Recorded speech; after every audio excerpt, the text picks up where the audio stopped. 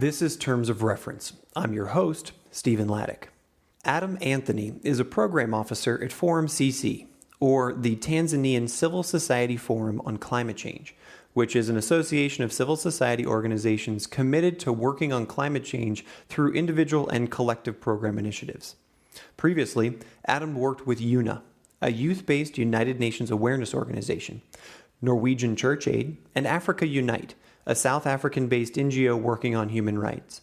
Adam is the 2011 Anzisha Prize semi-finalist, winner of the JGI Global Award for Youth Leadership in 2011, and the 2013 winner of the Under 30 Youth Awards in Tanzania for the Social Impact category. I spoke with Adam in Tanzania. Hello there, Adam. Thank you so much for being on the Terms of Reference podcast today. Thank you very much, Stephen. Thank you very much for having me here. It's pretty exciting to have this conversation with you. Where are you sitting today, Adam? Where are you located? I am based in Dar es Salaam, Tanzania, where I live, and I've always studied here, and I work in Dar es Salaam as well. I know that you recently changed organizations. When I first met you, you were with YUNA, and now you've changed organizations to ForumCC. Tell us about what it is you do now for ForumCC, and then also give us a little brief on what you used to do for YUNA. So now I work with ForumCC, which is an abbreviation of Tanzania Civil Society's Forum on Climate Change. It is a coalition of civil societies and communities, for example, farmers community, pastoralist community, and fishermen communities. The organization that their work are focused on climate change. So I work as a program officer at ForumCC. Previously, before shifting to ForumCC, I used to work with YUNA, which is also an abbreviation of Youth of United Nations Association. It is a youth-led governmental organization registered in Tanzania and also focusing on development work, especially with the United Nations and the government, but all its projects and activities are focused on youth. So I worked for YUNA for about 4 or 5 years, since 2008, and then I shifted to ForumCC 3 months ago. And that's actually really an important topic for many of our listeners, because oftentimes we will work for one organization for several years and then we find a new opportunity, or a new opportunity comes along. What was the reason behind your shift? Was it a better opportunity? You wanted to change from youth to climate change, or closer to your home? What were the reasons why you changed positions? So one of the major reasons I changed, because I wanted my work to focus most on climate change and sustainable development. When I used to work with YUNA, I used to work as a program officer, especially for planning. I used to do a lot of planning for the organization. So the strategic planning, the monitoring and evaluation, the action planning was based on my department. But I also used to work on a specific program, the Model UN in Tanzania. And some of the projects, because our strategic plan was also focusing on environment and climate change. So working in YUNA for about 5 years, but for about 2 years specifically on environment, the topic got very interesting. And I decided to advance the knowledge and get more experience and share knowledge on the same thematic area. ForumCC by then was the most viable option for me, because it's the largest civil societies network working on climate change in Tanzania. And the fact that most of the projects are based on the ground, working with farmers on adaptation projects, or working on forest officers in the government. Most of it involved practical work on the ground rather than the work that you see in the office, which are equally important, but I wanted more to work on the ground. And because I also wanted to focus on climate change and environment, I decided to shift to ForumCC. So it's been 3 months since I shifted to ForumCC, and so far the work is exciting. I'm going to ask this question with the knowledge that you're new at the organization, but ForumCC is a network. It's a coalition of organizations. Yeah. How does it measure its success, or what's the theory behind measuring its success? Is it changing a policy? Is it acres of land or hectares of land that you've preserved? Or what are some of the ways that you measure success in ForumCC? How we measure our success mostly also depends on how do we do our work. So ForumCC focus on two major interventions. One, we focus more on the engagement of civil societies and communities in policy making and decision making. That is one. But also we do that through lobbying and advocacy. So how we measure our success is usually through the influencing of policy frameworks or policy processes in the country. And so far, that has been very successful. Yes, I am new at ForumCC, but since it's a network, I used to work with ForumCC indirectly when I was still in YUNA, because YUNA was also part of the ForumCC. So ForumCC has been engaged mostly in policy making, especially with the government. And I remember one of the major success was during the formation of climate change country strategy, which ForumCC participated very closely because it was the major representing body in terms of civil societies. And ForumCC provided inputs and technical capacity to the Vice President's Office, Department of Environment. So we worked from the beginning to the end of the strategy, and since then, ForumCC has been also part of civil society that is monitoring the implementation. And because some of the things that were stipulated in the climate change strategy, for example, the formation of the review of national environment policy was also part of the strategy. And now the national environmental policy is being reviewed, and ForumCC is also taking part in it. So I would say that is how we measure success, because there was no civil society coalition working or focusing on climate change per se before ForumCC. And since its inception, ForumCC has been the only civil society consortium that is working on climate change. So in terms of policy influence and in terms of lobbying for engagement and participation of local communities, because what we want specifically is to have local communities and organization having a say in policy that actually affects them. So for example, if you're making a policy on livestock, we want the people who are engaged in livestock keeping, the pastoralists, to be part of that process. And that has been working so far because ForumCC involve all these people in the network. So we have the pastoralists, you have the farmers, you have the fishermen who knows what is really happening on the ground.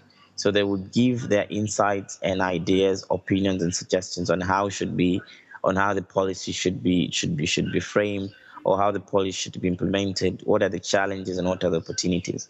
So we have been successful so far in terms of those two, lobbying for participation and engagement, but also in terms of influencing policy. Now, contrast for me with YUNA. Yeah. You spent the last 5 years there, and you worked specifically with youth. How did you measure your success as a part of the United Nations program, or as part of the Model United Nations program, and the other programs that YUNA does? How did you measure success there? The vision at YUNA was to bring young people closer to the UN. The idea behind bringing young people closer to the UN, because most of the development work was in Tanzania, for example, per se, is being done by the United Nations and the government, the private sector. But we wanted specifically to work with the United Nations because the scope is not limited. And most of young people, because by the time I started in YUNA, we had a club, like a UN club in our school, because that is how I started. So we wanted to bring them closer, especially during the time when we had Millennium Development Goals, because the idea was if Millennium Development Goals were to be achieved, all the groups needed to be involved in the process. And since we were young people, we said, why not bring young people closer to the UN and help to further the UN agenda, for example, the Millennium Development Goals. So we established several programs that we wanted to see young people are involved in it.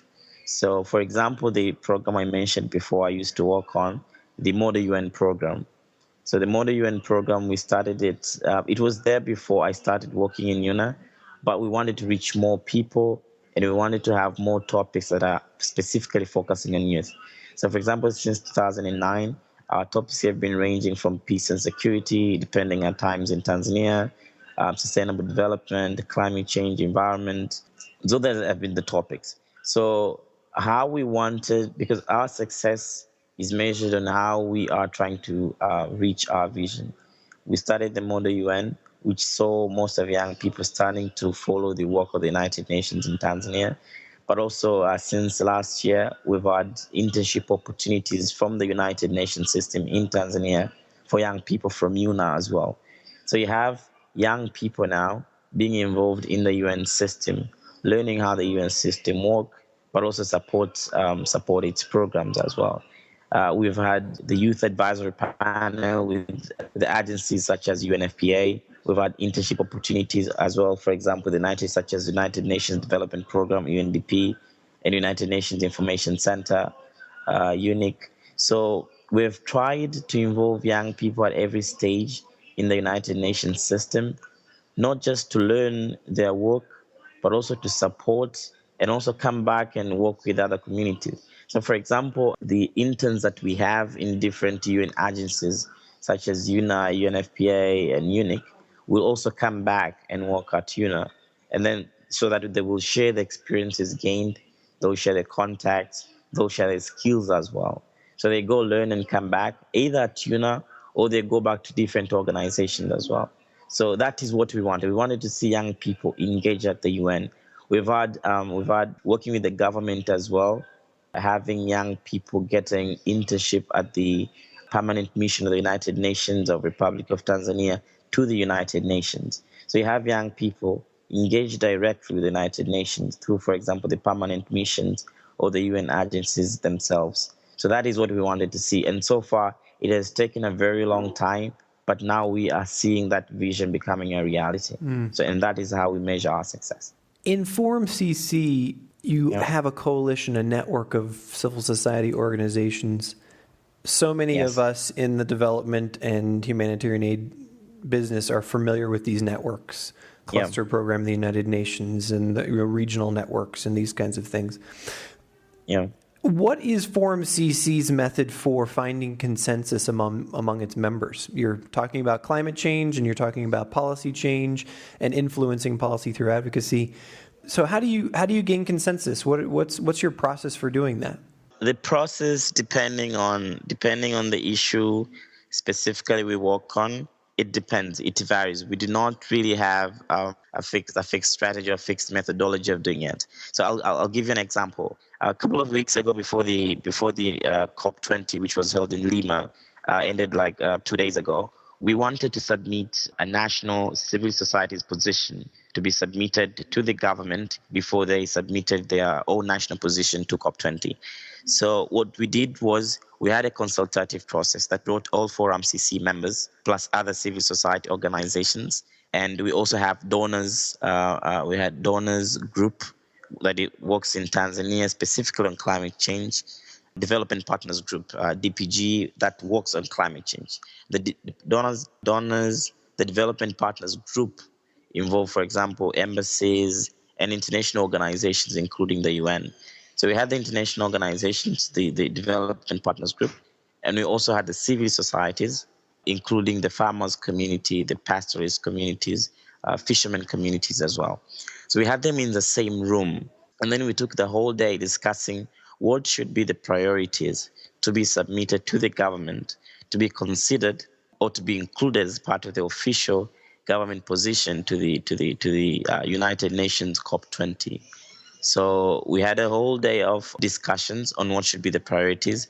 And as much as at the end of the day, we wouldn't really reach a consensus by 100% that all people agree these should be the priorities.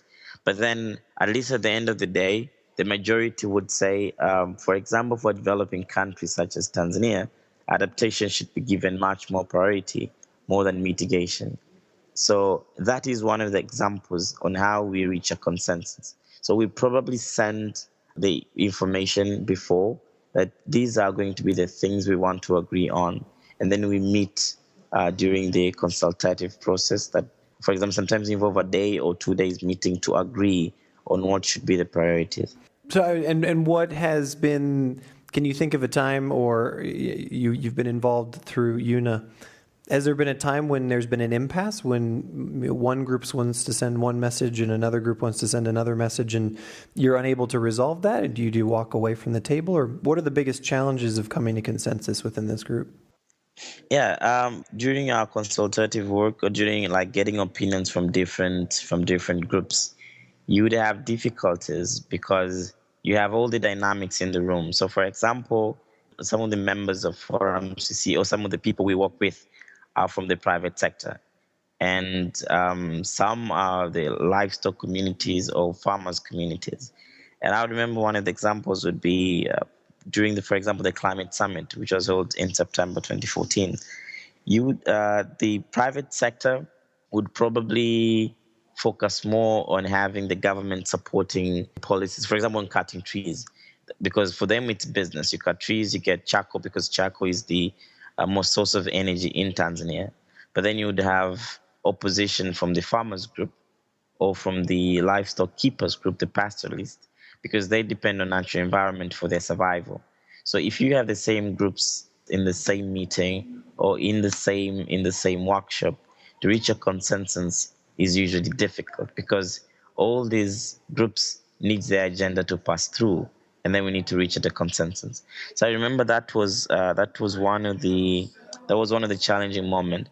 And then at the end of the day, you just need to reach a compromise that, as much as, for example, businesses would want to flourish, but then we need to focus more on the environment because we're going to suffer more if the environment is not protected. So sometimes you need to make very hard decisions, and it's not always has been easy. Had the experience of working with YUNA and with ForumCC. Tell us about the different funding mechanisms that these two organizations use. My better sense is that they're very different, but maybe they're similar. What are the differences in how both of these organizations acquire funding? So in YUNA, most funding would come from would be project-based funding. So you'd write up a project and you would fundraise for it. And that was the major fundraising mechanism until February, because I remember after the training I attended in Istanbul with other people during the United Nations Alliance of Civilization training in Istanbul. When we came back, we tried to look on alternative sources of finance. So I remember before that, the major source of funding was from donors. Like you'd write up a project, send it to donors, and expect funding in return. That was the major funding source by then. But then when I came back, I and some of the people in the organization tried to look on what could be other sources of funding for YUNA in the country. So YUNA the good thing about YUNA had a majority of people who have either worked in YUNA before or still work in YUNA now that has like different skills. So for example, some people have consultancy firms but they've been in YUNA before. So what we did was to organize trainings, for example, that like you pay for the trainings and then they are made public. So the public would pay for the trainings and the YUNA would get that money. So at least that was the one of the new ways, because we wanted to turn our funding mechanism from the NGO form of operating organization to mostly like a social enterprise, to look at how, as much as we are trying to do good, but then how would also be able to sustain the organizations by getting some of the running costs of the organization from the doing good process. So that was YUNA. And at ForumCC, the majority of funding comes from the donors. We only write projects, and you get most of the funding from the donors. Is there a time in either your time with YUNA or even now the last few months with ForumCC where you've had a project or a moment or something happen that completely surprised you, that you set out on a project and you said, we're going to accomplish X, but either Y happened or there were some unintended consequences that you found really surprising? Yes, a lot of times I would say, especially in YUNA. I remember there was a project I was working on. That was 2012. We were working on the national model UN, and we had a promising funding from different sources, and we had like promising funding from the United Nations, promising funding from the government and some from other organizations in the country. And I remember like 2 weeks before or 1 week before the conference, some of the donors pulled out. And I remember That's that was always the about best thing in the world whenever the donors pull out. it did. It actually changed. I think it was the time when YUNA changed how we operate, because since then, I think we became aware mostly, like since then, the national model UN, because at first it was depending probably 90% of the funding from the donors and 10% from the organization, in terms like you have the participants contributing to that. But then since then, I think the ratio has gone down to about 50% from the donors, 50 from the participants. And I think for last year and this year and the next, the ratio would probably go down more. It would probably maybe be like 10% from the donors, 90% from the organization itself.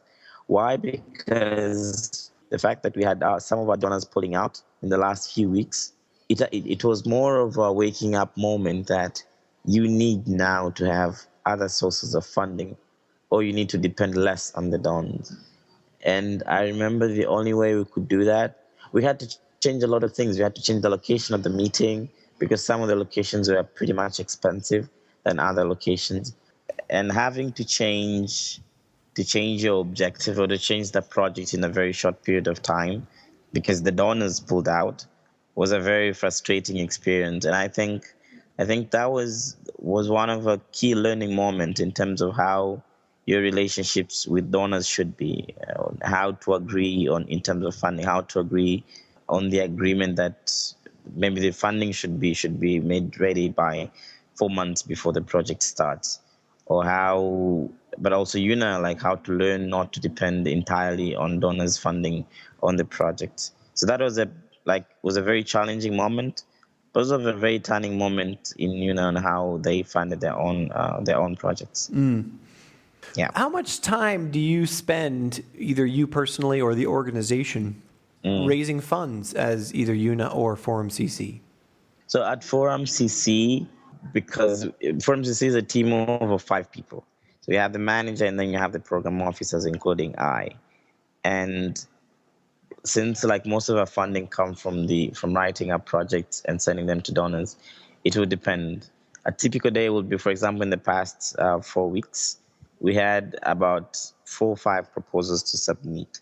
So all of us would spend time in writing these proposals and reviewing them, looking at how if they fit the criteria that have been set by the call for proposals, making appointments to potential donors to support our projects, discussing what would be the viable options or the project to focus on, meeting other organizations to partner with.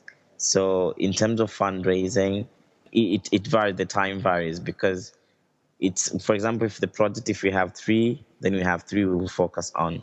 So for example, in October, November, we wrote about 3-4 projects and we've already submitted them. So now we are only focusing on the current projects, expecting the other projects to start in next year. So now we are not more looking into funding, but we're all mostly looking into partners to work with, because ForumCC implemented to work through partners. So we fundraise, we get the funding, but then we implement to work through the partners themselves. So for example, I was in Up Country 2 weeks ago, working with partners on the ground that, for example, there was a woman who is also part of the ForumCC project in the northern part of Tanzania, teaching other people on how to adapt, teaching them on climate change adaptation in the farming. So that was part of the ForumCC's project. Then you would go and see how the project is being implemented.